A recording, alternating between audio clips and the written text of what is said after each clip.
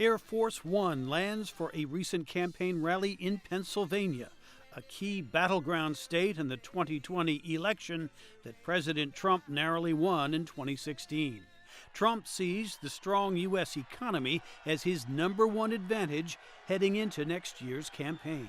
Politics is a crazy world, but when you have the best employment numbers in history, when you have the best unemployment numbers in history, when you have the best economy probably that we've ever had, I don't know, how the hell do you lose this election, right? A new TV ad by the Trump campaign, released on the eve of his re-election kickoff, reminds voters of his accomplishment.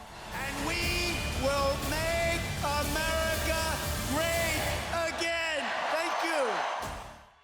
Trump officially launches his re-election bid Tuesday in Florida and appears eager to take on whomever emerges from a crowded field of Democratic presidential contenders. Vice President Joe Biden. At the moment, former Vice President Joe Biden is the Democratic frontrunner, with a sharp focus on criticizing Trump. He's a threat, in my view, a threat to our core values.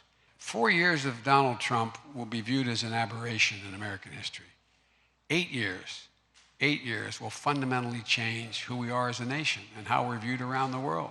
Recent national and state polls have given Biden and several other Democrats an advantage in theoretical head-to-head matchups with the president. Trump also dismissed his own internal polling that showed him trailing Biden and some of the other Democrats in key states, often by wide margins. Presidential polls this early can be unreliable, according to ABC News contributor Matt Dowd. As we saw in 2016's polls and the race can change suddenly. I think the president would be behooved to admit reality and to say he's behind and he hasn't been reaching out enough. But Democrats would also it's important for Democrats to understand polls can change suddenly, polls can change, and they don't often indicate where the American public is. Despite the strong economy, Trump's approval rating is weak by historical standards, and it has remained consistently low for most of his presidency, says Larry Sabato. If we simply restrict ourselves to public polls, then you could really say nothing's changed. Donald Trump has been in the upper 30s, low to mid 40s in virtually every survey during his entire presidency.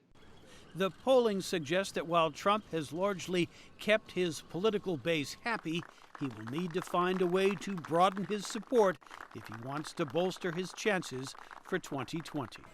Jim Malone, VOA News, Washington.